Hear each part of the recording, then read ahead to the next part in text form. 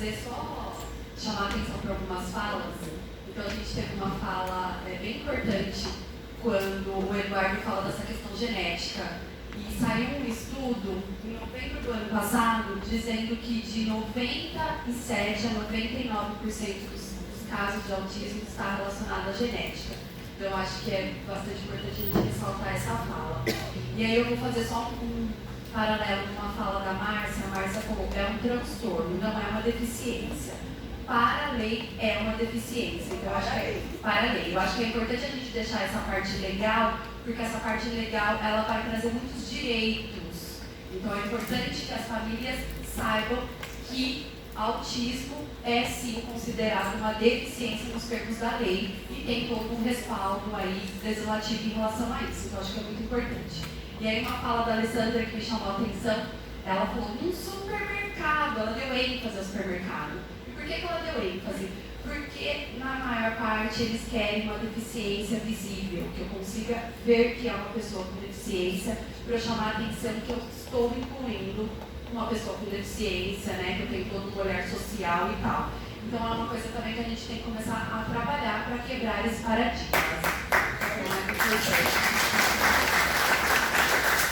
E aí, dentro dessa fala do mercado de trabalho, eu me preocupo muito, eu sou advogada trabalhista, então eu me preocupo muito com essa questão do mercado de trabalho, porque como eu venho de uma formação para o direito do trabalho, olhando para as suas origens, para as suas raízes, eu vejo que o trabalho ele vai fazer com que essa pessoa tenha autonomia e com isso ela possa mudar a vida dela de muitas maneiras e das suas famílias. E, então eu vejo que as pessoas com deficiência elas precisam sim de autonomia e elas vão ter essa autonomia sempre inseridas no mercado de trabalho, seria um dos itens para essa autonomia. E falando muito sobre isso com a Margarete, no começo do ano a gente se reuniu e eu falei, o que a gente vai fazer esse ano? Juntas. E a gente começou a elaborar e um dos temas foi que a gente precisa ter um fórum sobre empregabilidade no nosso município. E aí nós marcamos, estivemos lá com o secretário de Desenvolvimento Econômico e ele falou, olha, a gente já vai ter um fórum. Nós perguntamos, a temática pessoa com deficiência está na pauta? Não, mas a gente pode incluir. Então ele deu essa abertura. Então já está marcado esse fórum, vai ser no dia 27/6. E dentro desse fórum ele vai trazer um palestrante para falar sobre a inserção da pessoa com deficiência no mercado de trabalho para os empresários. Então a gente precisa abrir a mente dos empresários para que eles entendam que as pessoas com deficiência podem e devem estar no mercado de trabalho. Então a gente vai ter esse trabalho, vai ser muito importante. E paralelo a isso, a gente vai ter na OAB de Valinhos, trazendo um procurador do trabalho para que ele possa falar sobre a fiscalização em relação às cotas. Por que as empresas não cumprem a cota? Elas não cumprem porque não tem uma fiscalização.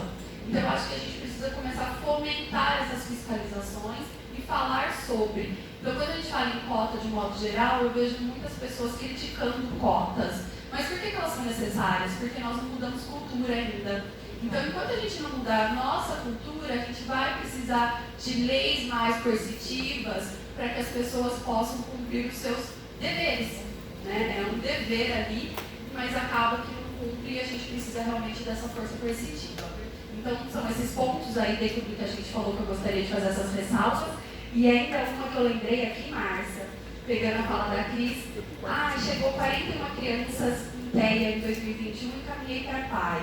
Em 2022, 83. E a PAI estava atendendo sem nenhum convênio, ela estava atendendo pela missão dela. Então, quando a gente vê essas duas instituições fazendo pizza, bazar, é porque muitas demandas não são supridas com a verba que recebem do município. Elas precisam, sim, de ajuda para suprir todas essas demandas. E aí a gente teve o convênio em outubro, e mesmo com esse convênio, 150 crianças na PAI, a gente ainda tem uma lista, colocando lista de espera acesa e a PAI de 190 sem atendimento. Então hoje, no município de Valinhos, a gente tem 190 crianças, adolescentes, adultos, mas a maior parte, pelo menos pelo que eu analisei a lista, 80% são crianças sem atendimento. E a gente ouviu aqui na fala dos pais, né, de quem tem autismo, como é importante as intervenções de uma forma rápida para que não tenha um prejuízo muito grande. Eu não sei se alguém pode responder, mas uma dúvida minha, e aí eu deixo aqui aberto até para a gente já interagir com todo mundo. Teve uma mãe que procurou conselho dizendo que um médico falou para ela que o filho dela tem 9 anos e agora que ele teve o diagnóstico é um grau mais, que precisa de mais recursos, de mais ajudas, não sei se 2 ou 3. E ele falou, olha, não tem mais o que fazer, seu filho perdeu tudo. Não vai mais desenvolver nada. Então eu gostaria que a gente pudesse falar, porque eu leiga no assunto, a gente acaba assustando com algumas notícias e aí eu gostaria que vocês falassem sobre. Pode ser? Eu não sou médico, eu estudei por conta do tema, por conta do diagnóstico do meu filho e depois do meu. Existe muita falta de conhecimento, inclusive entre os médicos. E também existe também um medo de se comprometer. Ele não quer dar um laudo, porque com esse laudo a pessoa pode entrar na justiça, pode pleitear um tratamento. Então, eu já ouvi em off de médicos a fuga do laudo. Eu falo assim, não posso dar o laudo porque muda, porque não sei o que, aí a mãe vai pedir. Então, tem muito isso. Tem muito que não cumpre a sua responsabilidade. E além disso, a gente sempre tem que entender que existe sim a intervenção precoce. O grande pico de transformação para o autista seria até os 4 anos. Então, seria o momento que o cérebro está mais apto a receber o tratamento. Ele vai se desenvolver muito melhor se o tratamento começar antes dos 4 anos. É claro, ele começando aos 9, não vai ser perder tempo, ele vai se desenvolve ao longo da sua vida. Mas ele perdeu bastante coisa assim.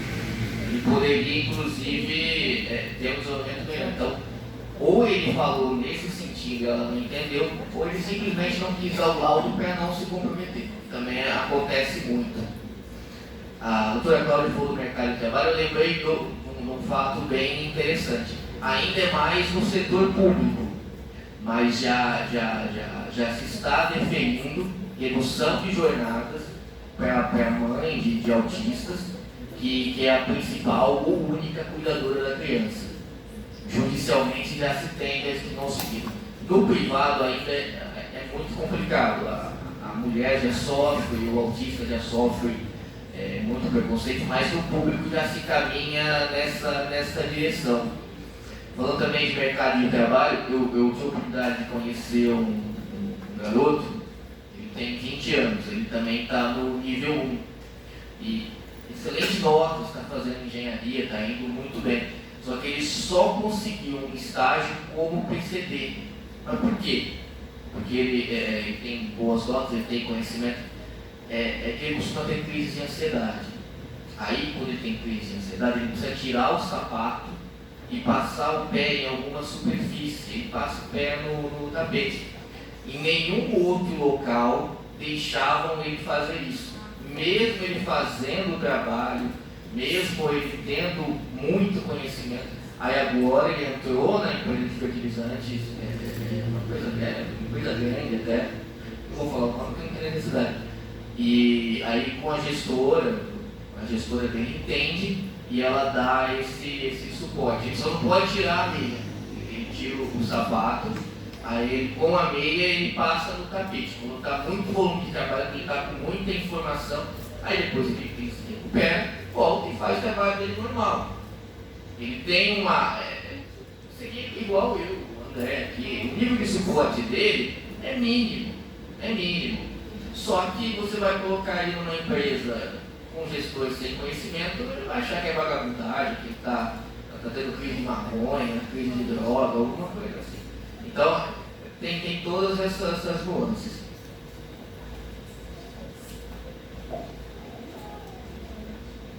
Obrigada, Joyce.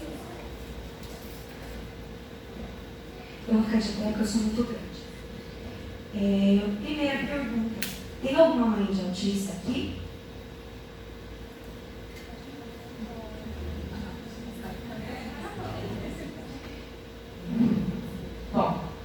história, eu vou tentar resumir para vocês. Mãe solo no começo, hoje não sou mais mãe solo, caminho, tenho uma pessoa ao meu lado. Muito importante a fala que você trouxe, né? Sobre as mães estarem cansadas, sobrecarregadas, sobre essas crianças. Então, eu venho caminhando por todos esses estágios, junto com o meu filho Davi. O Davi nasceu, foi lindo o nascimento dele, e no começo foi bem estranho para mim. Trabalhei sempre na área do AEE, mas na área da surdez. Eu sou intérprete de Libras, eu sou formada em pedagogia, especialista em Libras e educação de surdos. Fui intérprete na FAP 4 em Campinas, e uma pessoa que sai de casa para trabalhar, tudo bem. E eu, Davi tinha acho que uns 2 aninhos, eu coloquei numa escola particular aqui. E eu falei, eu vou colocar na creche, é novinha, a gente fica com dó, e foi. Aquela coisa aperta, dá para apertar o orçamento. Nesse primeiro contato do Davi com a escola, eu já comecei a perceber algumas coisas, e assim, por ser escola particular, a gente tem uma vez desculpa, quem aqui trabalha em escola particular, mas a gente tem aquela visão de que o seu filho vai estar sendo bem cuidado ali. E quando o seu filho olha para trás, eu gostaria de trazer esse olhar. Por favor, ouça seu filho.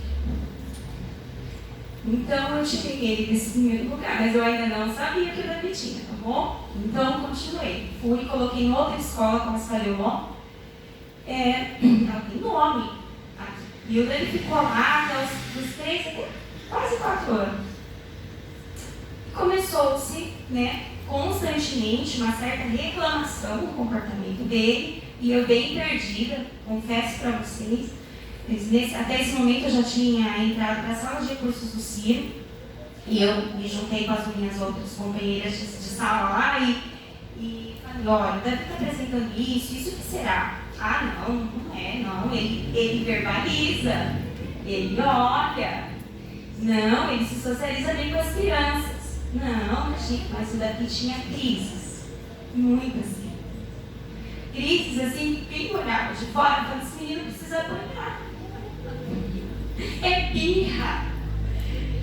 Exatamente. E o Alexandre que está aqui, Japa, ele foi uma pessoa nessa caminhada que foi muito importante para a gente, tem vestido realmente a camisa. Então ele viu o domingo como foi. E a gente, por muitas vezes, você como mãe, você sente vergonha, não sente? Tipo assim, ai meu Deus, o que vão pensar, né? E quem não sabe, quem não conhece. Bom, a cereja do bolo nos 3, 4 anos do Davi foram as fotos que a escola enviou para mim no celular do meu filho em crise, embaixo da mesa da direção. Olhando aquilo, pedi para minha outra irmã, porque aquela também é minha irmã, tá, gente? Tá com você. Vamos comigo lá e vamos tirar ele de lá, porque não está dando certo. Bom, isso, gente, já vinha vindo. Meu filho vinha sendo trazido, assim, na porta da escola. Nossa, o seu filho, vocês não têm ideia das coisas que eu já ouvi do Davi. Vamos lá. Mãezinha, já conseguimos acalmar a situação. Meninas, eu ouvi um choro estridente.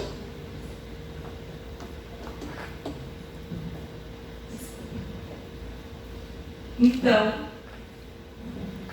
elas não queriam me deixar subir a rampa. Foi quando eu subi atrás da tal coordenadora pedagógica, que eu acho que não devia nem estar nada. E o meu filho estava preso pelas pernas do auxiliar na pia do banheiro. Na auxiliar, que eu não a culpo por isso, ela estava cumprindo ordens, lavando a mão de mais umas 5 crianças, com camisetinha de cultura. Eu parei e olhei para o meu filho, ele com aquelas mãozinhas gordinhas, e disse: mamãe, você não sabe o que você faz na hora, se você bate alguém, se você pega a criança, se você, você não sabe, simplesmente respirei, olhei para a cara da cidadã que olhou para mim e falou: ah, você vai levar ele embora agora? Justo agora que vai começar a atividade? Gente, eu peguei meu filho e nunca mais voltei. Fiz uma reunião, uma pauta bem legal, né, com as minhas amigas, e fui lá numa sexta-feira, falei boas verdades, não desci do salto no momento que na vontade dá, não dá, gente?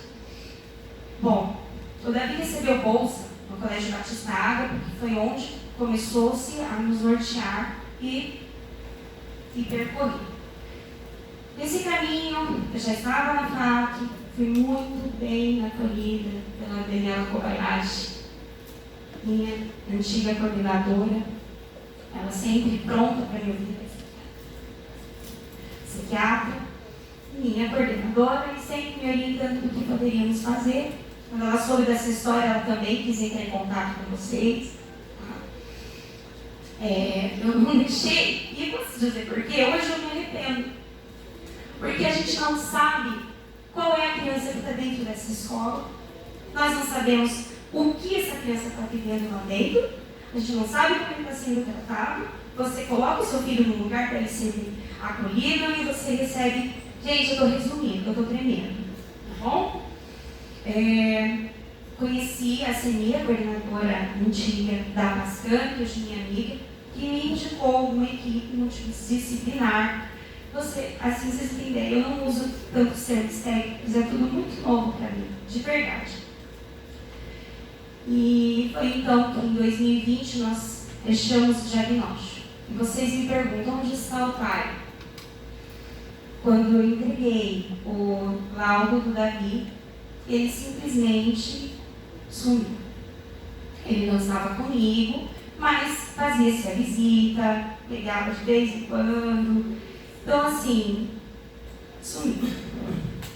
Atualmente, essa é a minha melhor parte, eu acho que a gente tem que caminhar muito ainda, tem muita coisa a ser feita. O meu filho, ele está inserido numa escola, na escola do Pinheirão, para quem não conhece, é o Davi. Se ele estivesse aqui, em qualquer tema que você perguntar para ele, ele dá uma aula de biologia para vocês. Ele fez 8 anos de primeiro. Não tem um dia que eu não pense como vai ser o futuro do meu pequeno filho quando eu não tiver aqui. Porque esse é meu medo. Foram muitas coisas, foi um presidente de shopping, foi tudo que vocês imaginaram. E em momento nenhum, a gente pensa assim, nossa,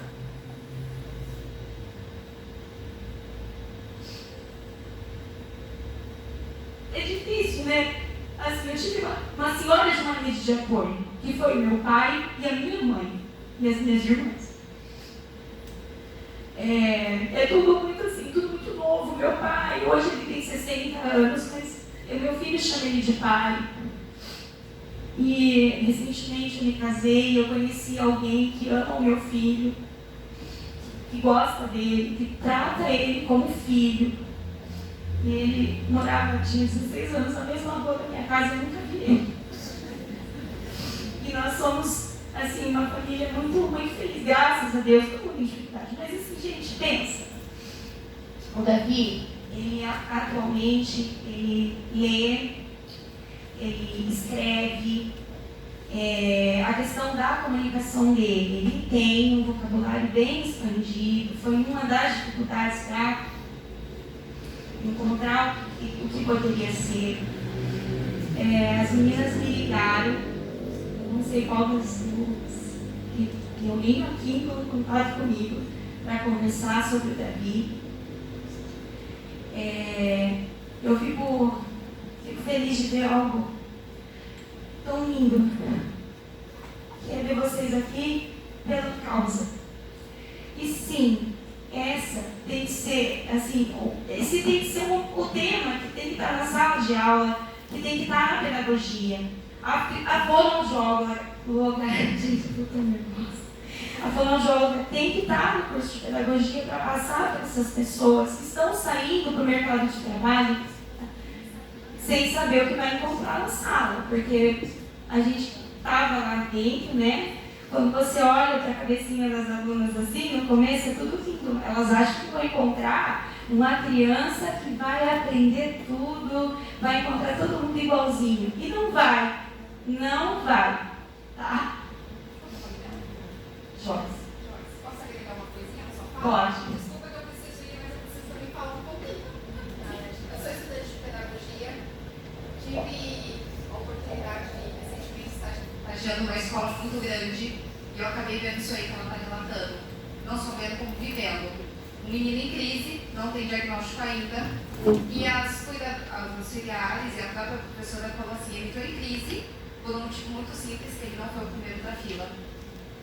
E ele entrou em crise, ele começou a se bater e eu fui para contê-lo, porque a orientação que eu tenho da psiquiatra do meu filho é conter ele e não deixar ele se machucar. Elas olharam para minha cara, não faça isso, deixa ele tem que se acalmar sozinho. Isso acabou comigo. Foi o meu ápice para falar, não quero mais ficar aqui. Professoras não estão tendo preparo, auxiliares não têm preparo. É triste você ver a criança se machucando e não poder fazer nada. E eu bati de frente. Com muita gente lá na escola. E eu, como função de futura pedagoga, eu acho que falta sim, falta mais conhecimento até dos próprios professores em sala. A professora veio me perguntar o que era estereotipia, porque ela não sabia. Professora velha, desculpa, velha não, bem experiente. E então assim, tá faltando informação sim, principalmente para esse pessoal que tá vindo informação. As meninas que estavam lá de estágio não sabem nada e não têm paciência. Escutei de uma futura pedagoga falar o seguinte,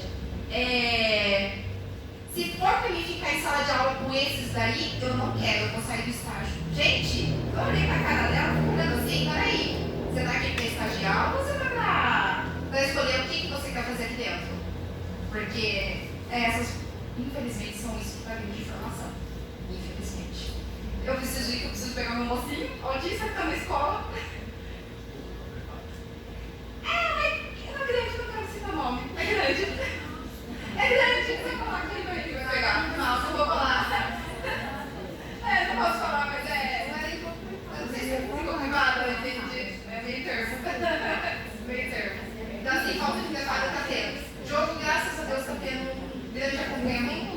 Ele e a sala dele, a professora divide sala com isso, docência compartilhada, então ele tem uma professora lá, mas porém eles são mais juntos dentro da sala. Então essa sala é pequenininha, onde ele está sendo muito bem acolhido e sempre foi muito bem acolhido. Estou ansiosa porque ano que vem é sexto ano. Não sei para onde vamos. Eu acho que é bem importante você colocar que hoje o seu filho está na rede municipal. Sim, o meu está na rede municipal muito bem acolhido, gente. Vou falar para vocês, foi o que ela falou, nem sempre a paga vai trazer melhor atendimento. Tá? A rede pública sempre teve muito apoio para ele. No caso dela já não foi a mesma coisa. A Júlia não tem diagnóstico, estamos em busca. Desculpa. Ela foi muito mal. Não sei o que aconteceu na rede pública, na parte do CNEI. E ela estava tendo uma crise, igual a mãe falou aqui. Chegou a ponto de desenhar a escola como uma crise. Eu vi a Júlia com a cabeça cortada. Ela desenhou para mim. Tive que trocar de escola, estava atualmente numa paga, mas foi preparada, as leis não souberam tratar ela como se fosse uma criança mimada. Não existe mimo, pelo contrário, existe uma dificuldade. E ela falou para mim, mamãe, eu gosto dessa nova escola porque a Maria me coloca de castigo. Então quer dizer que atrás colocava ela de castigo. Então, é isso. Eu acho que falta sim, professores que estão vindo agora precisam de melhor conhecimento e os que estão também. Fazer uma repaginada aí que numa sala de 33 crianças tinham 16 com transtorno. É muita criança. Os professores não estão dando conta. E não tem professor para auxiliar. Isso é pior. Eu acho que bate até bem de encontro com uma fala da Sandra, que é a coordenadora de educação especial do município, no sentido de que falta profissional. Sim, Falta profissional, a dificuldade de contratar, eu vou passar para vocês, só tem uma aqui na frente. A dificuldade de contratar é um bate bem de frente e isso a gente está enfrentando. eu preciso de um obrigada.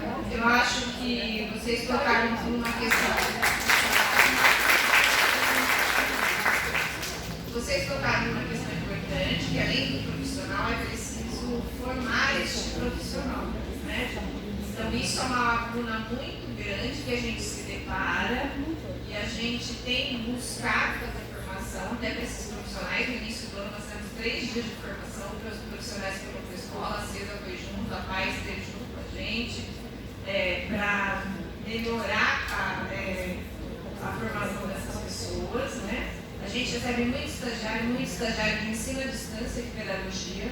Eu acho que isso é um indicativo muito preocupante também, né, na questão da formação dessas pessoas, que assim, né, eu estou diminuindo a formação, mas assim, a gente precisa ter um olhar também para como, né, porque a gente sabe que é no conjunto que a gente consegue partilhar as coisas, né, e nesse momento que daqui quantas coisas são ditas, né.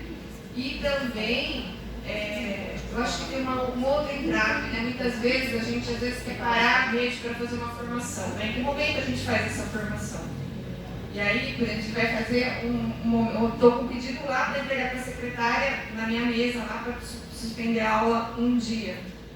Né? E a pressão da sociedade, quando você suspende a aula um dia, vai para o pé de figo. Ah, mas onde que é absurdo? Onde que meu filho vai ficar? Porque não tem aula? Então, assim, a gente tem entraves ali que são difíceis também de resolver. Né?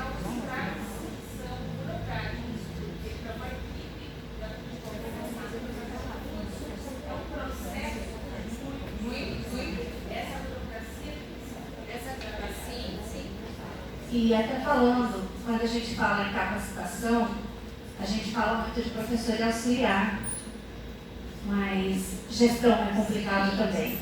Meu filho foi pedido aqui numa escola municipal de Valinhos para ser retirado da escola, porque na escola dela não tinha lugar para ele. Eu vivi isso.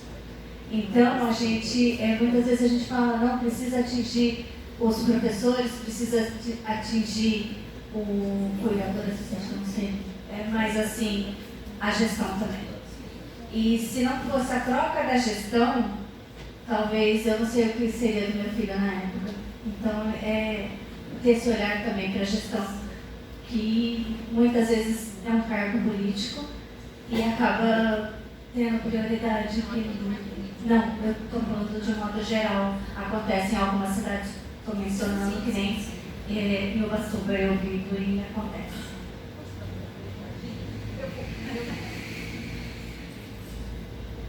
Pessoal, a gente combinou de terminar às 11h08. Eu tenho várias pessoas ainda para falar. Então, se vocês puderem só dar uma aceleradinha, por gentileza, eu acho que a gente tem que marcar um dia inteiro para conversar sobre o assunto. Eu vou passar só porque ele está já há muito tempo com a mão levantada e a gente tem que prestigiar que a gente tem um homem querendo falar. Então, vamos lá. Da plateia, desculpem. Eu estou na lista de prioridade, né? Gente, eu sou Cláudio Pereira, eu sou conselheiro tutelar, ou estou conselheiro tutelar. Eu tenho uma graduação também em pedagogia e sou também da área de contatos. Sou teólogo também, mas eu sou filho do Vinhedo na área de educação, estou licenciado porque eu sou residente em Valinhos e trabalho com educação especial, eu trabalho especificamente com autistas lá. Eu estou vendo muitas coisas aqui. Eu quero lembrar que a Lei 12.764 é uma lei que a gente precisa conhecer, gente. Porque é a lei que trata exatamente dos direitos garantidos das pessoas diagnosticadas com autismo ou com TEA, né? Eu prefiro falar autismo que é bem mais fácil todo mundo entender. Mas eu queria destacar, Cláudio, muito rapidamente, que o artigo 2º, inciso 3, ele estimula o diagnóstico precoce. A gente precisa trabalhar na área da saúde, os médicos não precisam temer ter um diagnóstico precoce, porque depois no artigo 3º, o item 3, o inciso 3, o item A, vai dizer que eles vão ter preferência ao atendimento, mesmo com diagnóstico precoce, ainda que não definitivo. Então o médico não tem que ter medo. Ele diga no diagnóstico dele, que é um diagnóstico precoce, ainda não definitivo. Mas para nós do conselho, já tem um diagnóstico. E a gente pode atuar. Né? e tem o direito preferencial e várias outras prerrogativas que a lei vai garantir para ele. Queria só garantir isso aqui, tá bom, Cláudio? Perfeito.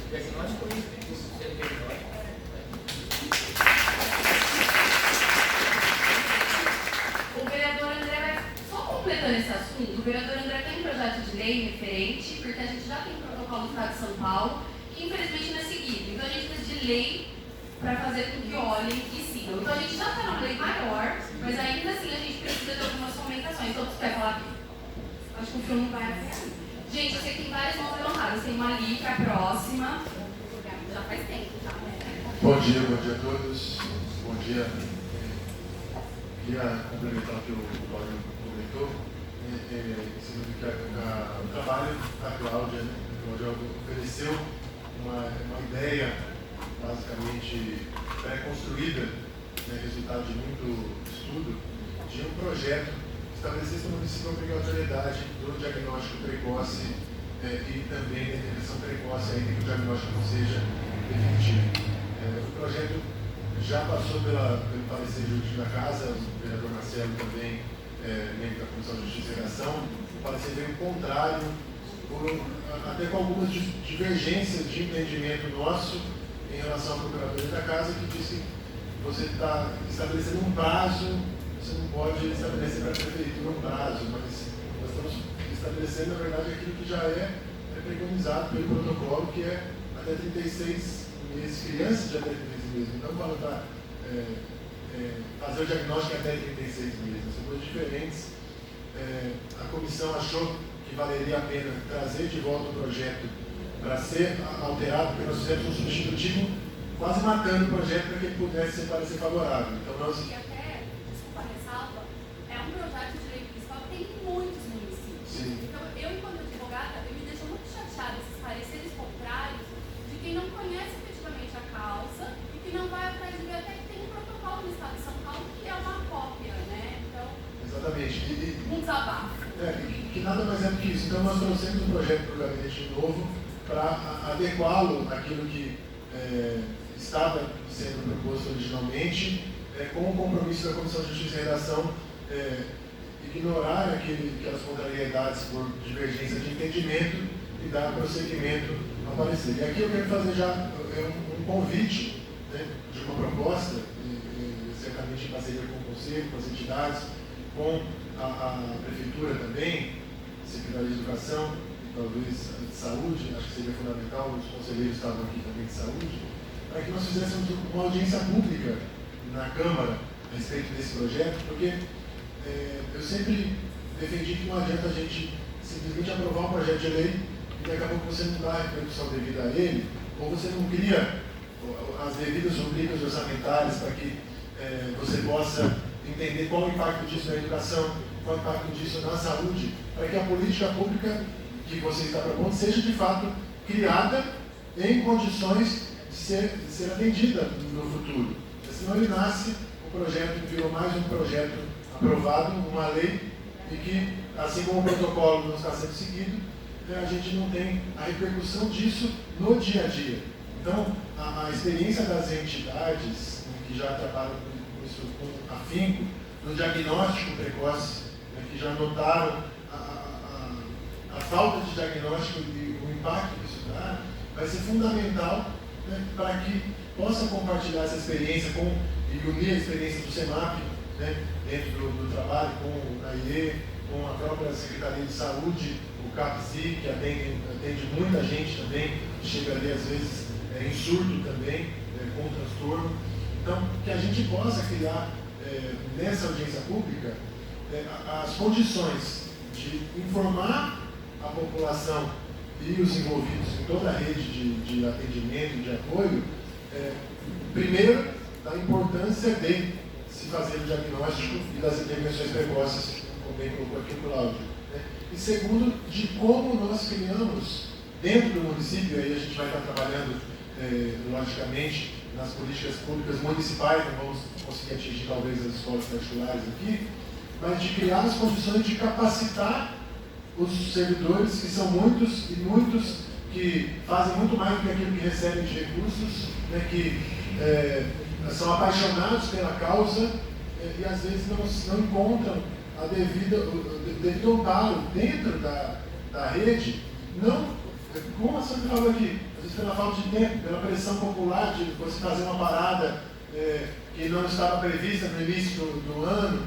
Então, numa audiência pública a gente consegue prever isso tudo, e eu sempre digo, para que a gente possa criar soluções de longo prazo. É lógico que quando a criança, como disse aqui a mãe, se seu nome, a Joyce disse, né, está sendo acionada na escola porque está em situação de surto e você tem uma situação inadequada ali de atendimento dentro da própria escola que deveria estar preparada para atender, a gente quer resolver o emergencial. E nós precisamos ter um olhar sim para o emergencial. Mas se esse grupo de pessoas que está aqui, né, que tem pais, profissionais das entidades, pessoas que atuam no poder público, em todas as áreas, conselho tutelar, nós nos unimos para criar as soluções olhando para o longo prazo, nós vamos ter claro quais são os passos que nós precisamos dar até chegar naquela solução ideal. Mas nós já vamos fazendo conquistas pequenas, dando um passo por vez, e quando a gente der aquele passo, toda a sociedade junta, um passo bem dado, esse passo não retrocede mais. Porque nós já identificamos, quando a gente tiver a consciência de que eu posso dar um laudo, eu não vou ser pressionado por alguém, e que na verdade eu devo dar o laudo quando for diagnosticado, né? Opa, já vencemos uma etapa, a etapa do laudo. Agora precisamos vencer as outras etapas do tratamento. Então é isso que eu defendo. Eu tenho certeza que o vereador Marcelo Chile, o vereador Japa, que estão lá na Câmara também junto comigo, né? E outros vereadores que não estão aqui, nós não vamos ter problema, né? São vereadores também que trabalham com o mesmo afinco para que nós tenhamos as políticas públicas necessárias. Mas nós precisamos desse ambiente, e eu quero parabenizar aqui, no nome da Cláudia, me permita isso, Cláudia, todos vocês aqui, a Cláudia como presidente do Centro de TV que congrega a todos, pelo brilhante trabalho que vem sendo desempenhado aqui por vocês em unidade. Vocês já desempenham trabalhos particulares nas instituições de vocês com excelência.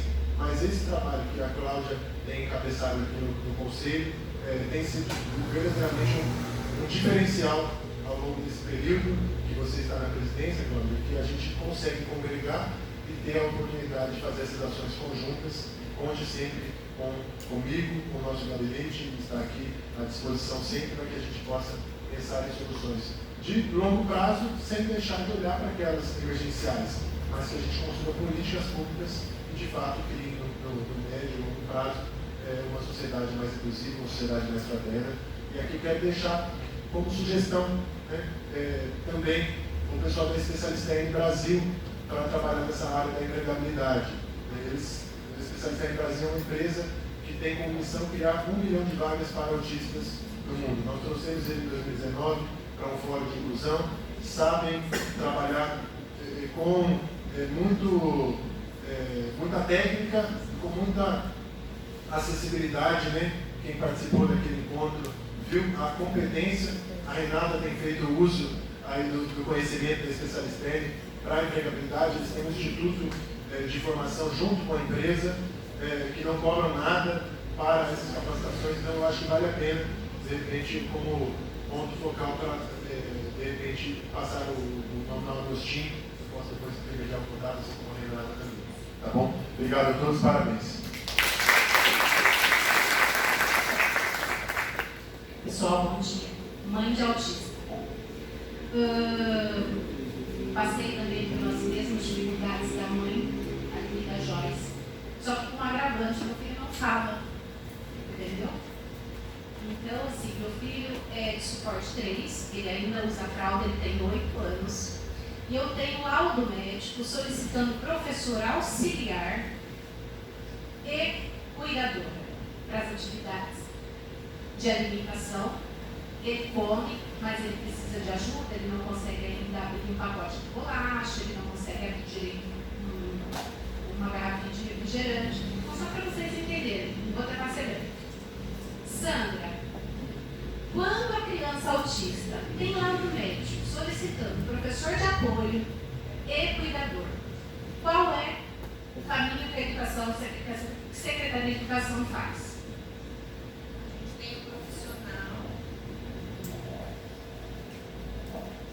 Gente, a gente tem toda criança que chega lá para a gente, o técnico que trabalha ali, a gente vai até a escola para observar essa criança, né, para ver a avaliação técnica do profissional de educação especial. Acho que isso que também a gente precisa deixar claro. Muitas vezes vem um olhar do médico ali dessa criança, que a gente respeita a avaliação dele, né? Mas a gente também precisa entender o que compete à educação. Então, o olhar da educação, a educação vai até a escola, faz a avaliação dessa criança, né? Do profissional mais adequado para estar acompanhando essa criança naquele momento. Então, assim, a gente também já deixou claro aqui que a gente não tem a quantidade de profissionais ideal que a gente gostaria. A gente tem batalhado para avançar em relação a isso, mas também buscamos que a inclusão aconteça. Eu acho que a gente também precisa entender um pouquinho isso, eu queria falar um pouquinho sobre isso. Às vezes a gente entende que a inclusão só vai ser garantida se tiver um profissional de apoio. E às vezes essa inclusão também não acontece dessa maneira, porque às vezes aquele profissional de apoio segrega ainda mais aquela criança. Entenda bem o que eu estou falando, né? Então, assim, a gente luta muito para que essa criança, em algumas salas onde a gente vai, existem crianças que estão fazendo as atividades, que estão desenvolvendo as atividades, né? Teve um caso até outro dia, que a técnica foi até lá e falou: mãe, ele é o primeiro que termina, é o primeiro que entrega a atividade, diferente do seu filho, não estou dizendo. Mas assim, então, no nosso olhar, aquela criança não precisa do profissional de apoio. A lei diz isso, se necessário. Então, assim, é uma criança que está sendo incluída, é uma criança que está conseguindo se desenvolver, então pode lá. E além disso, então, tem N situações. A gente está falando de um espectro autista, a gente sabe que tem níveis diferenciados, e aí a gente vai até lá e faz essa avaliação. Tá? Então a gente mescla as duas coisas. Essa avaliação e também o que a gente consegue oferecer de suporte. Tá? Perfeito, então. Então vamos falar da inclusão. Meu filho entrou na Escola Municipal Joaquim Alves Correia em 2021. Em nenhum momento eu, como mãe de uma criança não verbal, fui chamada para fazer um relatório ou um acompanhamento com a cuidadora ou estagiária. Nunca fui chamada assim: mãe, vem aqui e fala para essa estagiária como seu filho faz, o que ele sabe, quais os conhecimentos dele. Beleza. 2022, ele trocou de cuidadora acho que umas 3 ou 4 vezes, e eu conheci a pessoa na porta da escola. Então isso é desumano, mamãe. Entendeu? Quando vocês não chamam uma mãe para conversar, que eu sou a voz do meu filho, e quando você faz uma reunião com a secretária de educação especial na escola, e ela simplesmente olha para você e fala assim: mãe, mas não vai resolver. Você como professor, mas não vai resolver o problema aqui. Porque tem crianças que aprendem e crianças que não aprendem. Então eu entrei num processo contra a prefeitura. Entendeu? Por quê? Porque meu filho tem esse direito. O meu filho é inteligente. Ele tem capacidade de aprender. Vocês estão negando o direito que ele tem.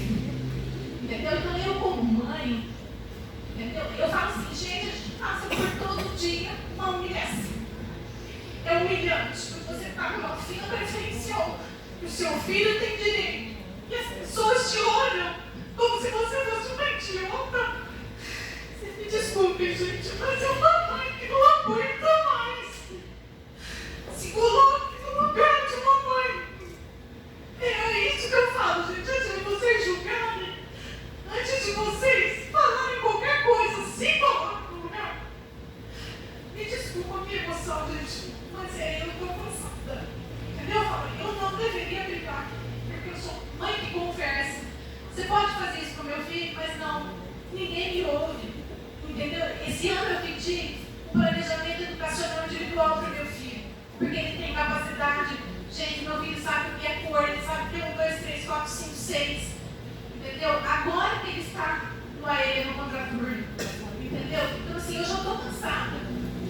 Então eu vim aqui para a comunidade pedir socorro, porque a gente não é ouvido. Tá? Muito obrigada, gente. Desculpa. E a minha rede de apoio é meu marido, tá, gente? Sou eu e meu marido. Então, eu só pude estar aqui hoje porque meu marido me deu esse apoio com o meu filho agora. Até aproveitando a questão do seguinte, a Lígia é uma das mães que já chegou para o conselho, então é um dos serviços que eu tenho trabalhado. É o Heitor. Então é um dos casos que veio e o conselho não conseguiu resolver. Tá? Então é um caso que veio, a gente tentou resolver, a gente não conseguiu, pedimos apoio também para outros conselhos, como o da criança e adolescente, a gente não conseguiu. É uma mãe instruída, procurou ação judicial e ela está com uma liminar. É importante a gente colocar também que a gente já tem, o Ministério Público já está acompanhando, tem já um inquérito que está seguindo em relação à educação especial no município, que, como a Sandra colocou, é algo que começou o ano passado. Então não tinha. Então ele começou o ano passado. O que tem de resposta para esse procedimento administrativo é que as contratações vão acontecer até em junho deste ano.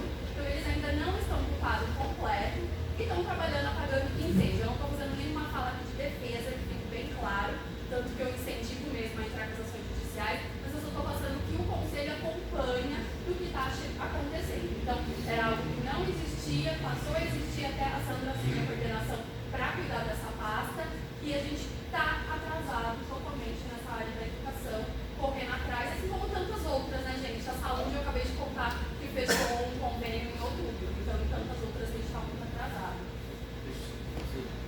Vem pra cá, juridicamente, só para fazer uma rápida parte, o entendimento dos tribunais é que quem toma a decisão, quem define a situação do menor é o médico responsável. Então, se vocês estão nessa situação, vocês têm que pedir por requerimento para a escola, aí com a negativa vocês procuram o viciário que vocês vão conseguir. Eu vim até divulgar isso para os outros pais. O poder público, juridicamente, ele não pode decidir o tratamento. Quem decide é o médico responsável pelo atendimento.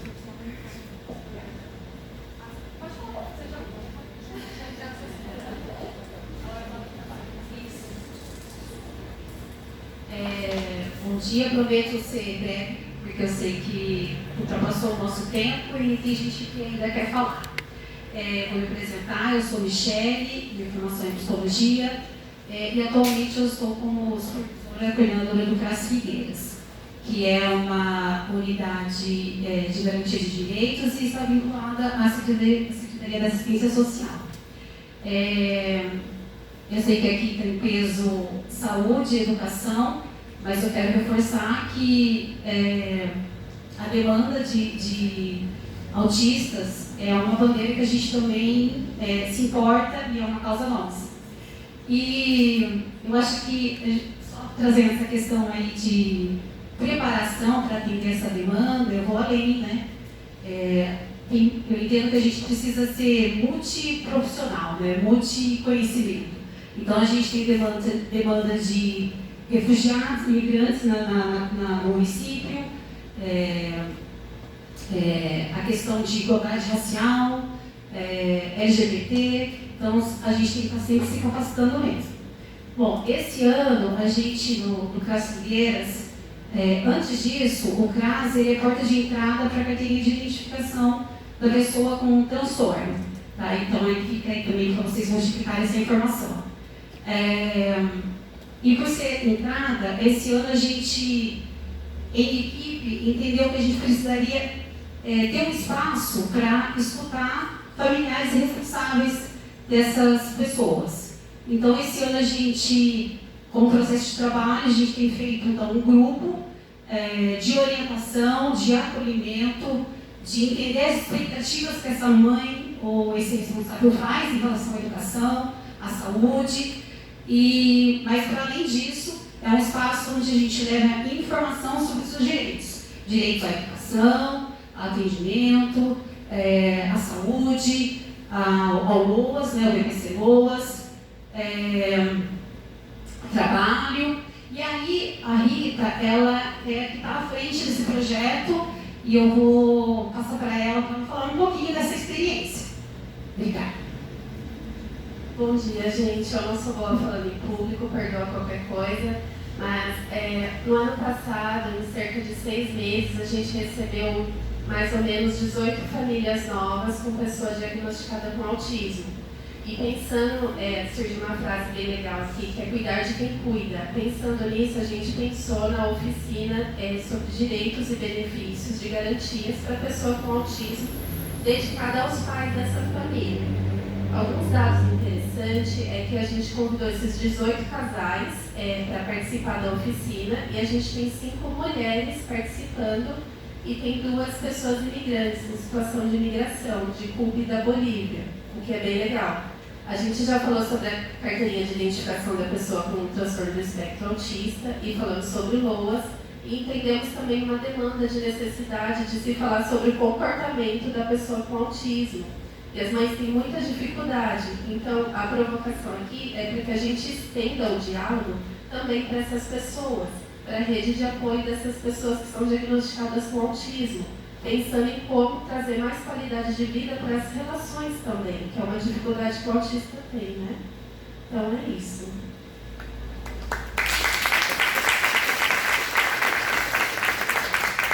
Pessoal, mais alguém?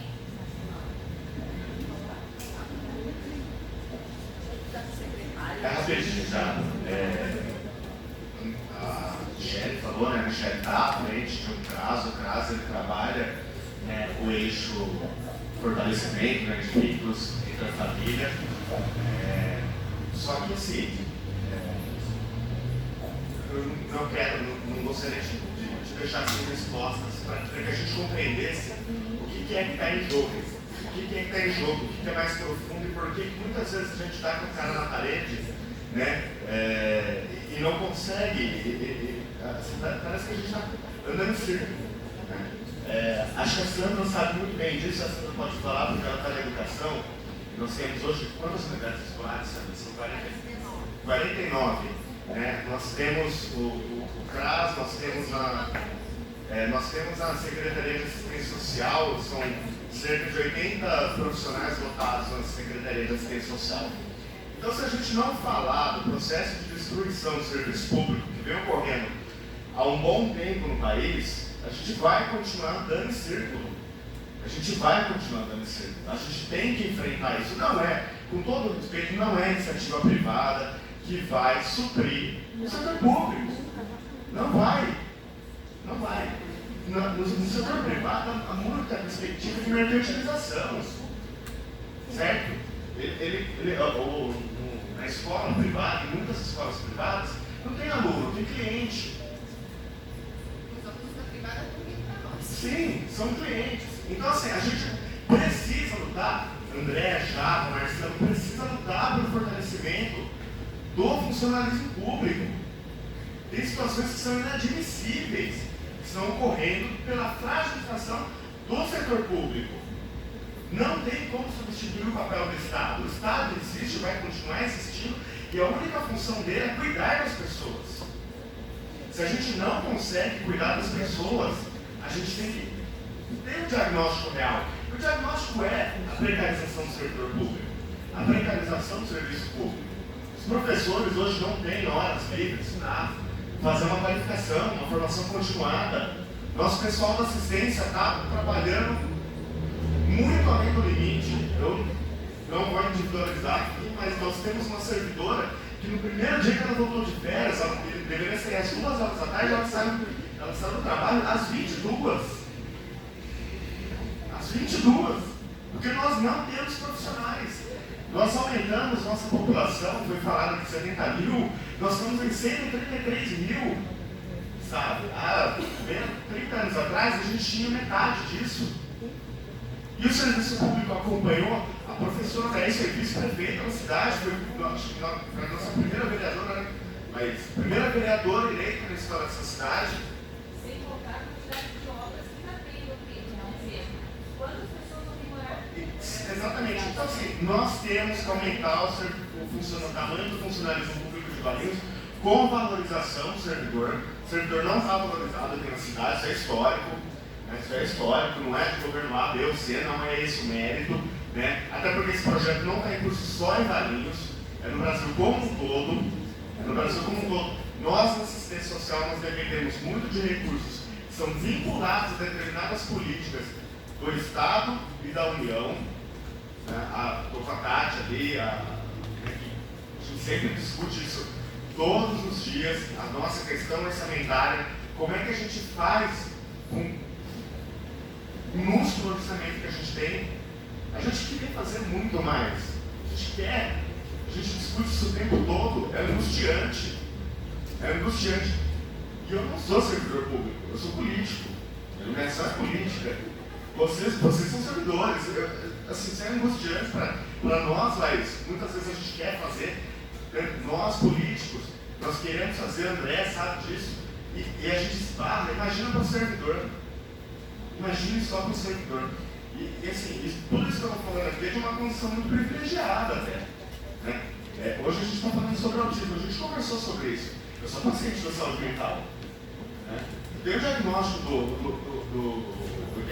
borderline, eu tenho o privilégio, eu tenho essas crises. O pessoal lá, aliás, foi a primeira vez na vida que eu entrei num lugar para trabalhar e ninguém me olhou e carimbou louco na minha testa, foi lá com o nosso pessoal da assistência social. Foi com aquelas meninas que estão ali no fundo. Foi a primeira vez na minha vida que eu não recebi um carimbo de louco na testa. Mas tudo bem, se quer me chamar de louco, eu sou louco. Sou louco, vou militar no assunto. Vou atuar no assunto. Eu sou militante de direitos humanos. Tenho um problema sim, tenho o privilégio do diagnóstico, tenho que tomar minha medicação, tenho que fazer minha psicanálise, só que eu sou um privilegiado, eu tenho acesso a todos esses serviços. Então, assim, o que a gente tem aqui no Brasil hoje, no Brasil como um todo, é a democratização da miséria, da barbárie. Então, assim, nós precisamos compreender que existe um abismo entre aquilo que a gente quer, idealiza, planeja, para aquilo que vai acontecer na prática.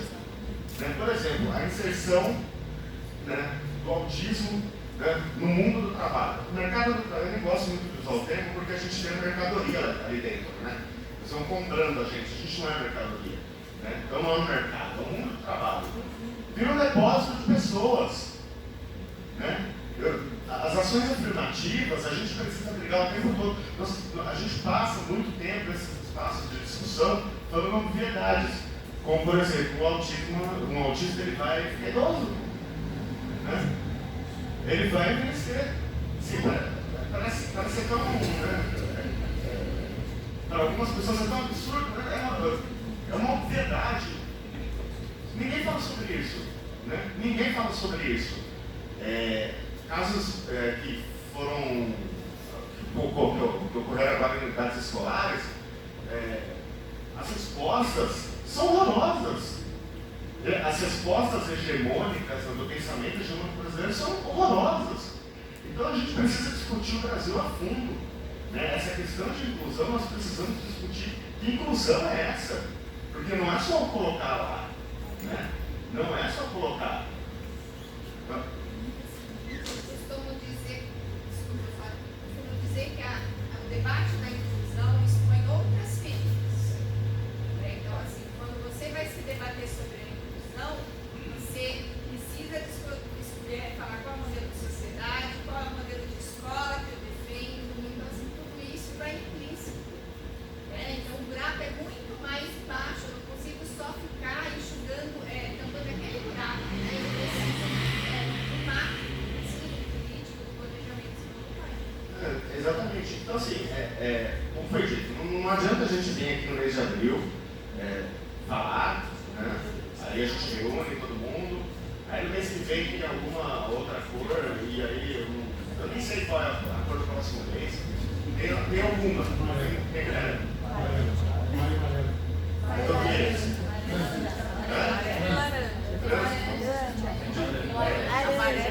Tem cor pra tudo, gente. Tem cor pra tudo, fala uma política pra tudo. Esse é o grande problema. Cor tem até demais.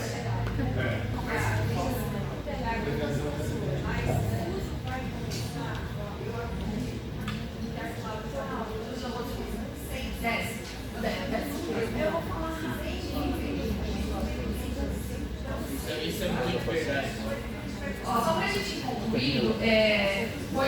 Japa, vem também. Eu só vou deixar responder a fala dele. Imagine nós, enquanto munícipes, que só pagamos nossos impostos, não vemos nada acontecer, né? Então, por favor, vocês que estão ali, façam acontecer. Já pedido para a Secretaria de Assistência, aproveitando que você está lá como secretário. Políticas para pessoa com deficiência, assessor para política que faça a política acontecer, coordenadoria da pessoa com deficiência, a gente já mandou para o Ministério Público não acatou porque falou que é algo do governo. Então a gente precisa, contamos com o seu apoio para que isso aconteça, certo? Já estou cobrando, né, gente? Bom dia a todos. Quero tentar resumir em 2 minutos. Como a doutora Cláudia disse, o doutor Alexandre Japa. Estou 1 ano e meio no mandato, entrei no final de 2021. Eu quero resumir 3 pontos. Primeiro, por que eu entrei na causa autista, né, quando eu assumi o mandato?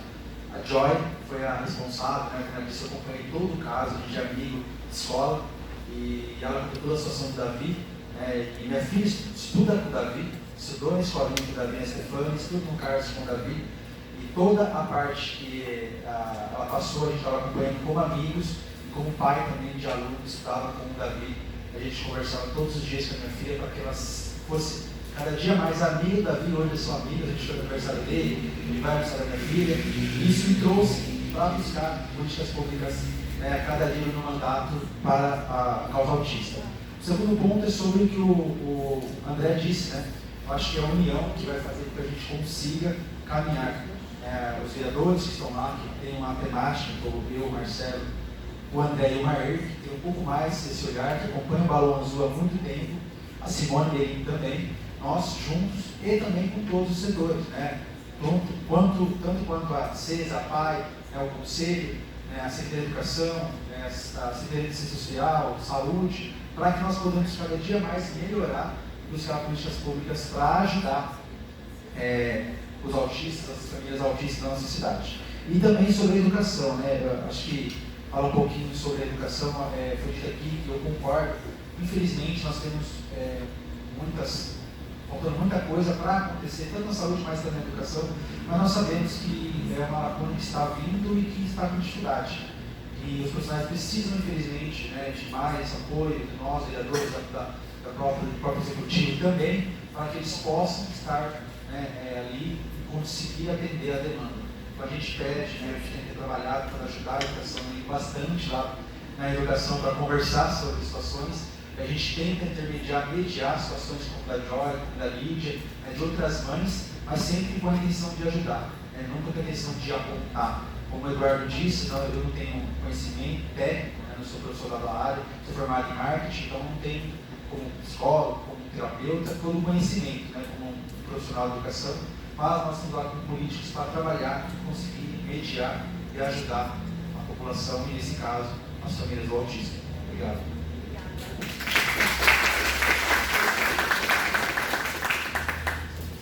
Eu estou quase apanhando dela.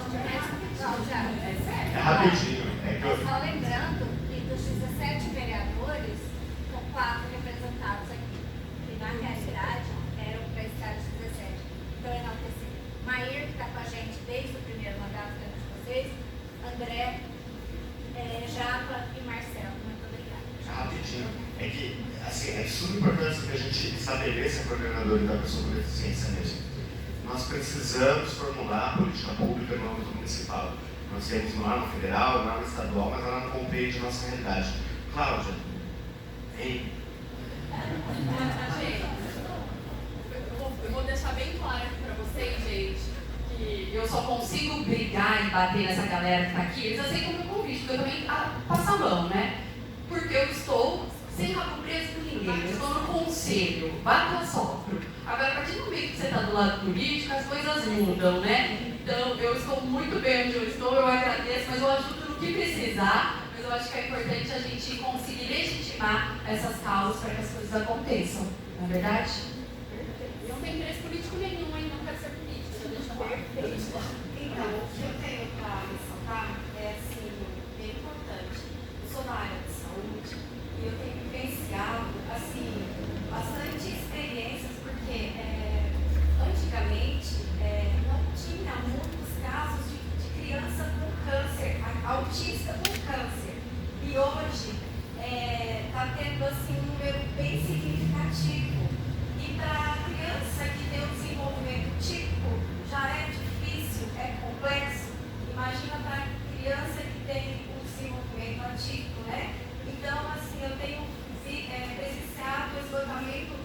das mães, dos pais e também dos funcionários, né, que são bem despreparados. Não é só na educação, na saúde também. Então, eu acredito que tem que levar também mais conhecimento para a área da saúde, hospitais, inclusive esses específicos do câncer infantil, né? Porque, para mim, é muito angustiante. E o número está bastante significativo e bastante sofrido. Como são abordadas as crianças, né? Porque as crianças, elas não entendem. Tem umas que autismo severo, então não entende, né? Então, às vezes o funcionário também não entende, não tem conhecimento e está causando, assim, bastante sofrimento. Então é isso. Só para a gente dar uma apanhada geral, eu acho que a gente sai daqui hoje, todos nós chegamos à conclusão que a gente precisa ter essas intervenções de forma precoce, a gente precisa de uma formação dos funcionários públicos para lidar não só com essa, mas com tantas outras. Aqui hoje a nossa temática foi em relação ao autismo. E aí eu já aproveito eu aproveito um pouco dos vereadores que são da causa, e cada um ligado às suas causas, para eu levar as nossas angústias enquanto conselho, enquanto sociedade. E uma das que nós estamos hoje é em relação à saúde mental, que a saúde mental, ela falta muitos profissionais, as equipes não estão completas, e com isso a gente acaba não tendo um atendimento de uma forma geral. Então, nós vimos aqui o quanto essas famílias elas precisam ser acolhidas. De um modo geral, as mães que nós ouvimos, todas muito emocionadas em trazer a sua dor. Não sou psicóloga, a Marga pode falar, né? A Margarete pode falar sobre isso, mas eu vejo que essas dores elas estão ali e a gente precisa cuidar. E aí a gente entra dentro da questão da saúde mental. O André trouxe a questão dos suicídios. E essas famílias ficam tão preocupadas em quem vai cuidar depois, que primeiro, né, acabam tirando a vida dos seus entes ali queridos, seu filho, sua filha, para depois tirar a sua. Então a gente entra na questão, o Marcelo Yoshida está nos ajudando com isso, saúde mental. Então a saúde mental, eu sei que ele já tem um olhar muito grande para a causa, e foi por isso até que nós pedimos um socorro a ele. E a gente precisa cuidar de um todo da questão da saúde mental no nosso município, para a gente conseguir dar todos esses direcionamentos, né? Mais alguém quer fazer alguma colocação, alguma fala?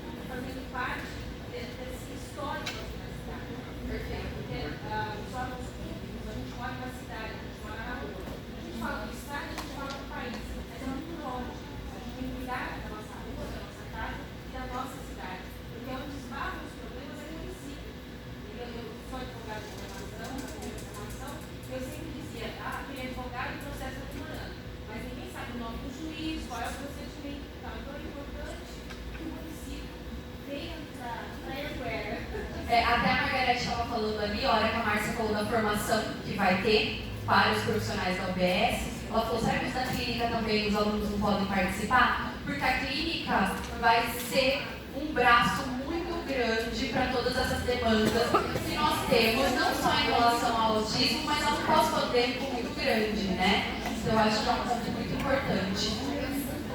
Ah, você tá aí! Gente, uma outra demanda que a gente tem pedido muito é a dupla psicóloga e assistente social dentro das escolas. E aí eu já faço uma defesa que, na minha opinião, deveria ter uma dupla em cada escola, porque a gente conseguiria atender muito dessas demandas que nós ouvimos bastante aqui hoje, né? E aqui nós temos a psicóloga escolar, recém-chegada no nosso município. O nome dela é diferente, eu não me recordo, mas ela é Roxana. Ela vai falar, gente. Roxana. Eu acho que se eu não tivesse meio adoentada, eu teria que ter falado mais, porque eu sou faladeira, aí já perceberam, quem já me viu. Mas não estou muito bem de saúde hoje, mas eu sinto necessidade de falar. Clínica escola é de fato muito importante, é um braço para a prática do profissional que vem se formar, mas a gente tem que pontuar muito claramente, como o secretário da Ação Social traz, de que não pode ser um braço porque o lado público não está fazendo. E aí eu cheguei faz 1 mês e pouquinho e percebi que a saúde, no seu sentido do básico, né, ela é muito enfraquecida em Valinhos. E isso precisa aparecer, porque senão vem com essa ideia, por exemplo, de que o importante vai ser um psicólogo escolar em cada escola, não entendendo necessariamente qual é a função desse psicólogo em cada escola e tudo mais. A gente precisa olhar para a saúde mental, sim, e desde a base, saúde na base. Então, excelente que vai ter clínica escola, excelente. Isso não significa que a gente não tem que começar a pontuar que precisava ter um laço, ou uma estratégia de saúde da família, ou qualquer outra coisa desse tipo, vai ter? Uhul! Ou qualquer outra coisa desse tipo. Quando eu a conheci, ela falou assim, ela é de Itatiba, ela falou, nossa, eu pensei que vai fosse mais avançado, tô assustada. É sério. Tive essa impressão. E fico feliz que na educação eu vejo avanços que na Itatiba eu não vejo tanto. Mas em todas as políticas eu tinha uma impressão de que Valinhos era bem mais à frente. E tudo bem, né? É uma impressão de quem estava de fora. Quem está de dentro, agora a gente faz o que pode. Mas eu acho que é importante pontuar. A saúde mental é necessário olhar assim, entender os papéis. Eu sou saúde mental dentro de educação e tudo mais, mas o meu papel é especificamente um. A clínica escola, esse papel vai ser especificamente outro, e aí a gente tem que continuar discutindo a saúde básica e a saúde mental na saúde básica. Acho importante não perder de vista, porque vamos ter outros ganhos como uma clínica escola. Mais alguém? Podemos encerrar? Margarete, você pode fazer o encerramento para a gente, por favor. Deixo meu agradecimento. Muito obrigada a todos e todas, a vocês que toparam estar aqui de cara para todo mundo, colocando, né, as suas experiências, as suas dores, as suas angústias, seus desafios. Então, muito obrigado. Obrigada aí a todos. Gente, obrigada pela presença. Nós ouvindo aqui, realmente, a gente vai ser para falar de todas as formas. Como os colegas, cada assunto merece um dia inteiro, né? Primeiro, agradecer a Cláudia, porque, né, quando a gente se conheceu, ela tem rodinha no pé, eu também tenho, dentro dessa demanda da pessoa com deficiência, né? Então, a gente tem dado o braço aí e feito bastante coisa junto. E acho que o nosso papel também, não só como minha missão enquanto Margarete, mas como uma faculdade, né? Hoje eu estou aqui, então é uma casa de ciência onde a gente faz, é uma academia onde se pesquisa, onde se pensa em coisas novas que virão, então nós temos que estar realmente junto com o município em todas as suas partes, né? Aqui não é só um espaço com uma ação tão bonita como essa de hoje, mas sim um local onde a gente pode dar os braços, nos juntar as nossas forças e promover mudanças na comunidade, com certeza. Quando a Márcia estava falando, minha colega da PAI aqui, né? Há 30 anos atrás, o pessoal com autismo chegava na PAI, a gente nem sabia direito o que era. E não olhava para esse olhar de autismo, não era, nós nem sabíamos. Né? Veio da Cris, também foi da prefeitura, do SEMAR, e lembra dos primeiros casos que chegaram lá, que a nossa coordenadora puxava os cabelos e falava: quem vai atender essa criança? Como é que vai ser isso? Tem um quadro de autismo, a gente nem conhecia. Né? Então era eu, a psicóloga, era a fono que, né, começaram a atender o caso, pensar para onde vai, fazer convênios com a prefeitura para mandar para a escola. Então foi um caminho, né? E hoje, olha, 29 anos depois, muita coisa melhorou muito, mas ainda temos, né, muita coisa para fazer. E quando a gente fala de pais, eu penso muito nos irmãos, gente, né? A gente pensa muito em pais, mas a família toda, esses irmãos que ficam com um encargo grande também, e uma expectativa que os pais depositam nele, né? Quando eu não estiver mais aqui, vai ser você. Então a vida dele já muda a partir do momento da notícia.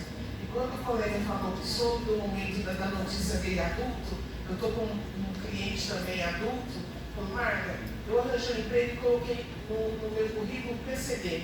Mas tem uma outra vaga que eu estou querendo almejar, porque aí eu vou crescer de cargo. Se eu colocar que eu sou uma pessoa com deficiência, será que eu não vou ser obrigado pela minha evolução? Que dor, que coisa tão legítima, que dor.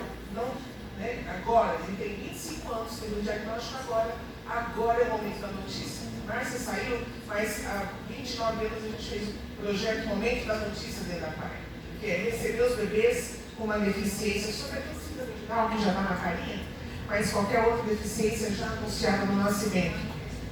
E E depois, o momento da notícia pode ser em qualquer momento, quando a criança começa a ter sucessos na escola e chegar para uma pai com 8, 9 anos. Aquele era o momento da notícia, quando a gente fazia a avaliação e tinha o diagnóstico para dar para a família. Né? Mas o momento da notícia pode ser em qualquer momento, como aos 25, aos 30. Né? Já teve um sofrimento gigante e agora? Né? Agora tem um laudo ainda por cima, como é que vai ser isso aí? Né? Então, esse olhar para todos, precisamos ter com os irmãos, com as famílias no geral. E a formação é muito importante, né? Eu estou aqui representando o curso de psicologia e pedagogia, mas a faculdade, como uma casa de ciência mesmo, o que a gente pode fazer junto para mudar essa realidade? Né? Então, eu quero muito participar das possibilidades aí dos estudos, né? De que chamem a gente também para vamos pesquisar isso junto, vamos escrever isso junto, né? Agradecer já a PAI que já abriu portas para nós, já faz tempo, para termos estagiários lá, porque na página eles estão aprendendo. E quando alguém falou sobre capacitação, eu pensei, como a Cláudia colocou aqui, será que a gente consegue? Porque a nossa carga de disciplina para formação é muito densa, é muito grandiosa. E a gente consegue ver algumas coisas dentro da área da deficiência, mas com nenhum aprofundamento. Você sai daqui psicólogo, mas não sai especialista, claro, como em qualquer faculdade. Então, tem a oportunidade dessa formação paralela, a gente pode estar também nesses componentes, pode estar se capacitando também, o aluno sai diferenciado, até porque vai estar aqui e vai receber essa pessoa. Né? Então, como que a gente pode fazer essa aliança, essa parceria para entrar esse conhecimento também? Então, quero conversar mais. Né? E... Oi? Vamos conversar mais sobre essas temáticas todas. Né? E agradecer esse momento tão rico, a Alice, que também nos oportunizou, a nossa diretora acadêmica, a Clau, né? com todas as ideias dela, os presentes, os alunos que estão e já estiveram aqui hoje, ex-alunos hoje já psicólogos de outra unidade que estão aqui também prestigiando o evento. Tá? E é um prazer que a gente tenha outros momentos como esse para trazer mais conquistas. Né? A gente veio para contar o que a gente já fez nesse ano para o ano que vem. Então, estamos encerrando. Obrigada pelo tempo de vocês e por toda a participação. Muito obrigada, Amanda, nossa diretora nova lá na assistência, né, Amanda? Levanta para todo mundo te ver. Seja bem-vinda. Obrigada a todos e todas.